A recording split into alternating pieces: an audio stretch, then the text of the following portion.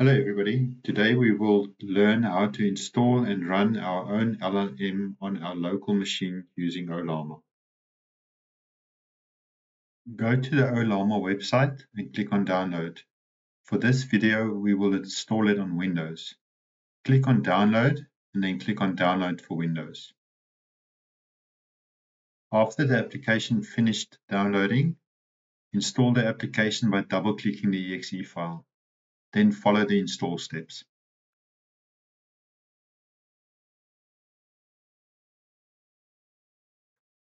After the install is completed, open a command window.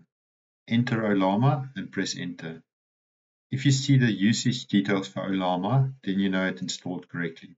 You are ready to download some models. Go back to your browser and click on Models. Search for your desired model, for example, Llama 3.2. Click on the model name, which will open the model details. Copy the Ollama run command to your command window and press on enter. After the model completed downloading, you will be prompted to send a message. Now you have your own LLM running on your local machine. You can type some commands and see what answers you get.